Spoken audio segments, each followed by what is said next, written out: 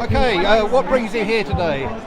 Well, we see the imposition of LTNs and the ultra-low emission zones and the 15-minute cities as being an assault on our freedoms that's done under the guise of caring for the environment.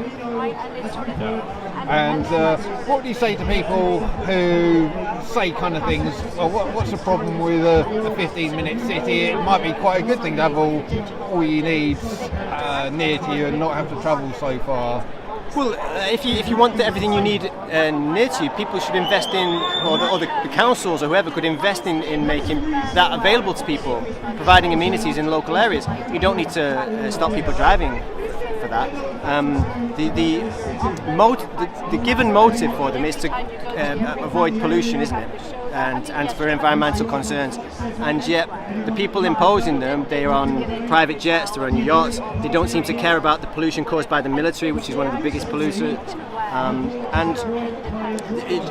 We just don't believe that they have our best interests at heart. I would like to say that I understand that people think this is crazy. They think there's a climate emergency, and they think that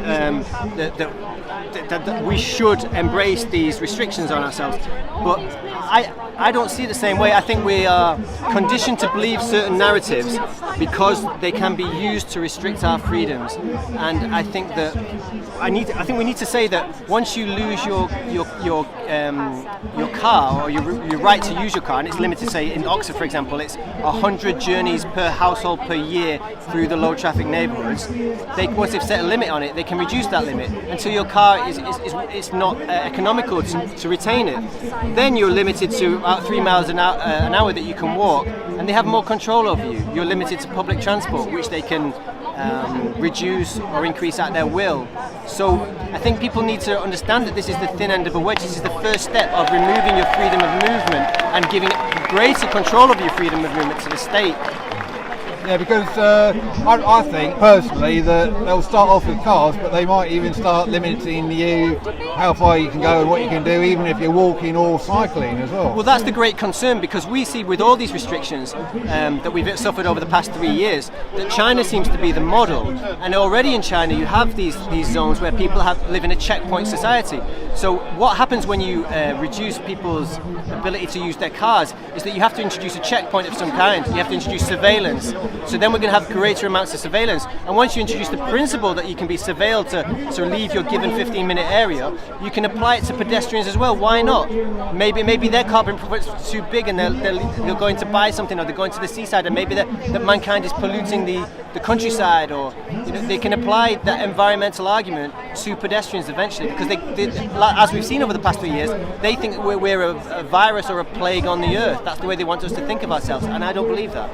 I think people need to realise that the environmental issue, where it comes from, it comes from co-opted science. We've seen, hopefully people have seen, not everybody's seen this yet, but that the science was co-opted and propagandized and censored over the past 3 years.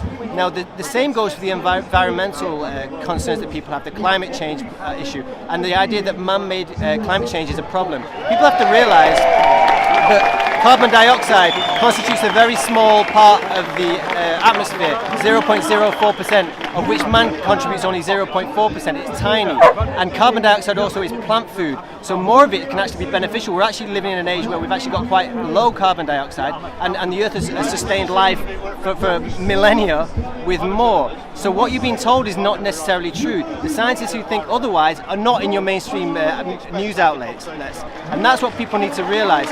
So we need to open up the conversation about that and look at other alternatives to make if we really wanted to make the streets cleaner, we could introduce different technologies into the cars. Okay, we don't need to limit our movement to do that. Yeah, apparently, so I've heard, is a lot of scientists who don't believe in the whole climate thing are actually being censored and shut down. They're not just, their opinions aren't being heard.